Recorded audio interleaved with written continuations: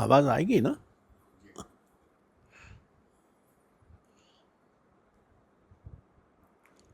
शुक्र है।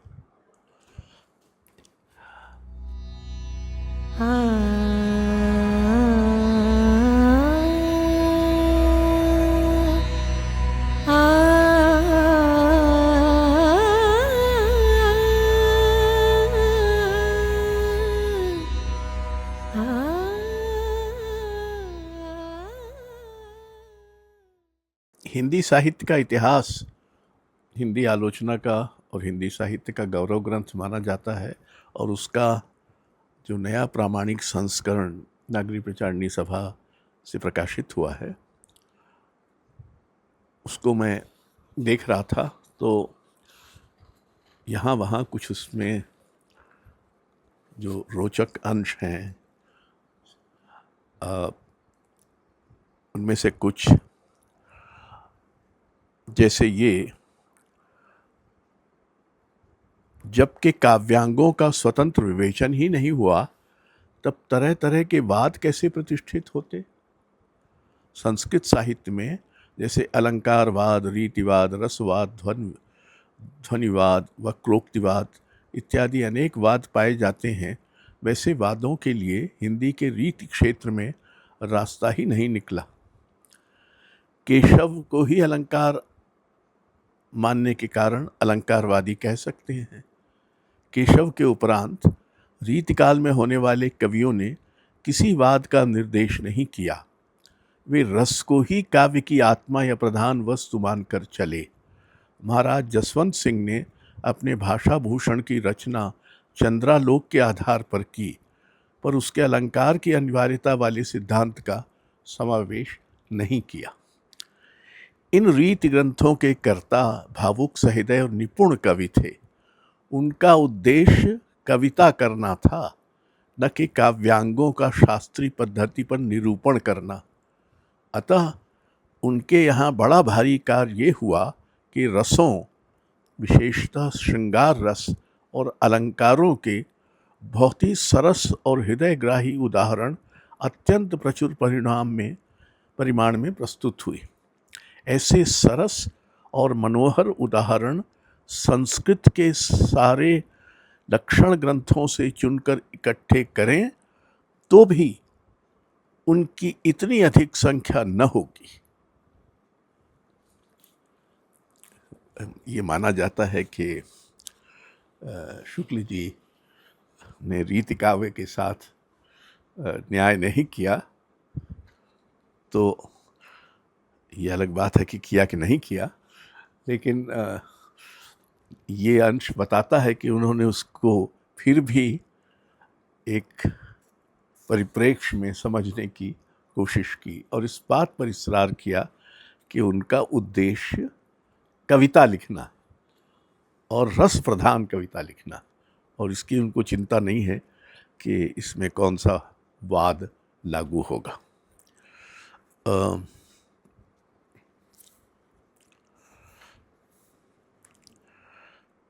इसमें जो एक दिलचस्प बात है, और उस ज़माने के लिए शायद ये सामान्य बात रही होगी, कि शुक्ल जी अक्सर कवियों का जब उल्लेख करते हैं तो उनकी जाति भी बताते, फलाने बनिया थे, फलाने ब्राह्मण थे, फलाने तो आज ये बात थोड़ी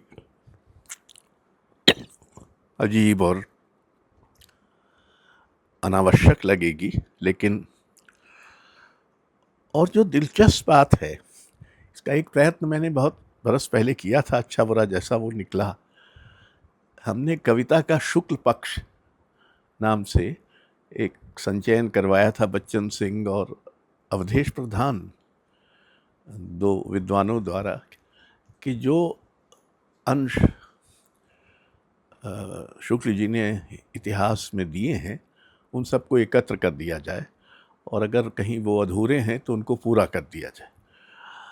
तो वो काम हुआ था, क्योंकि शुक्ल जी ने जो स्थापनाएं की हैं, उसके अलावा उन्होंने जो कविताओं के उद्धरण दिए वो अद्भुत हैं। ये इतिहास इसलिए सिर्फ एक बौद्धिक वृत्तांत नहीं है, ये रसिकता की गाथा भी है।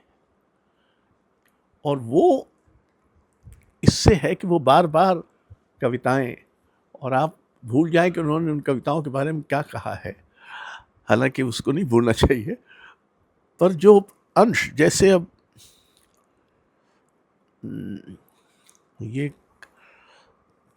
ठाकुर शिव सिंह मधुर प्रिया और नक्शिक नाम की 2 पुस्तकों का उल्लेख किया, पजनेस के बारे में है।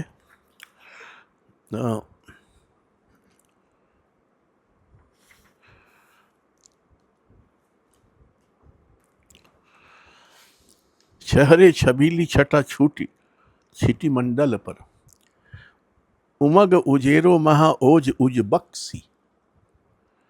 कवि पजनेस कंज मंचुल मुखी के गांत, उपमा धिकाति कल कुंदन तबक्सी। फैली दीप दीप दीप दीपति दीपति जाकी, दीप मालिका की रही दीपति दबक्सी। परत न ताब लखी मुख महताब, जब निकसी सिताब आफताब की भबक सी। तो उनके जो उदाहरण हैं, और छायावाद के बारे में भी ये माना जाता है कि उन्होंने ये कुछ हिंदी आलोचना ने शुक्ल जी के बारे में कुछ भ्रम भी फैलाने की काफ़ी चेष्टा की है।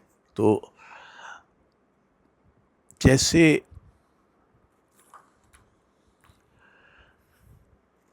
उन्होंने प्रसाद जी के बारे में, बल्कि कबीर के बारे में, कहाँ रह गया वो, हाँ, कबीर ने अपनी झाड़ फटकार के द्वारा हिंदुओं और मुसलमानों का कट्टरपन दूर करने का जो प्रयत्न किया था, वो अधिकतर चिढ़ाने वाला सिद्ध हुआ, हृदय को स्पर्श करने वाला नहीं। मनुष्य और मनुष्य के बीच जो रागात्मक संबंध है, वह उसके द्वारा व्यक्त न हुआ।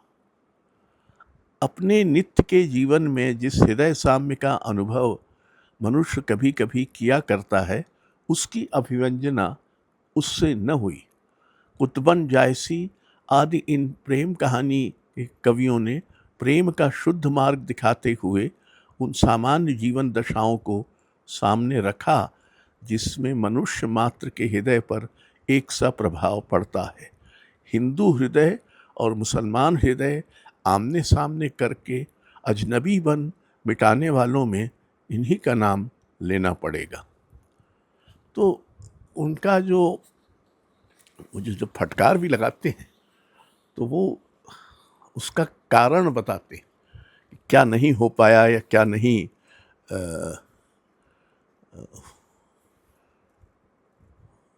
हुआ या होना चाहिए था।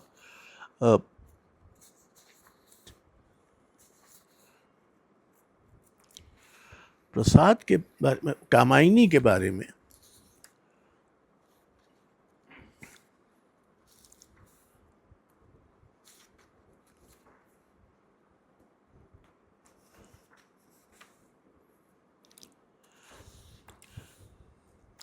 एक तो उन्होंने मसलन ले चल वहाँ भुलावा देकर मेरे नाविक धीरे धीरे, और जहाँ इस निर्जन में सागर लहरी, अंबर के कानों में गहरी, निश्चल प्रेम कथा कहती हो, तज कोलाहल की अवनी रे,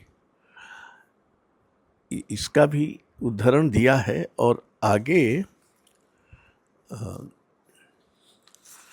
काफ़ी कथासार इत्यादि देते हुए ये बताया है कि रहस्यवाद के कारण, यानी रहस्यवादी प्रभाव के कारण कुछ अभिव्यक्ति में कमी रह गई। जिस समन्वय का पक्ष कवि ने अंत में सामने रखा है, उसका निर्वाह रहस्यवाद की प्रकृति के कारण काव्य के भीतर नहीं होने पाया है। पहले कवि ने कर्म को बुद्धि या ज्ञान की प्रवृत्ति के रूप में दिखाया, फिर अंत में कर्म और ज्ञान के बिंदुओं को अलग अलग रखा। पीछे आया हुआ ज्ञान भी बुद्धि व्यवसायात्मक ज्ञान ही है, योगिनों का, रहस्यवादियों का पर ज्ञान नहीं। ये बात सदा चलता है बुद्धि चक्र से स्पष्ट है। जहाँ रागारुण कंदुक सा भावमयी प्रतिभा का मंदिर इच्छा बिंदु मिलता है, वहाँ इच्छा रागात्मिका वक्ति के अंतर्गत है। अतः रति काम से उत्पन्न श्रद्धा की ही प्रवृत्ति ठहरती है। तो श्रद्धा इससे अलग क्या तीनों बिंदुओं से परी रखी गई। तो उनकी रसिकता भी है और विश्लेषण की क्षमता भी, वो भी बार बार प्रकट होती है।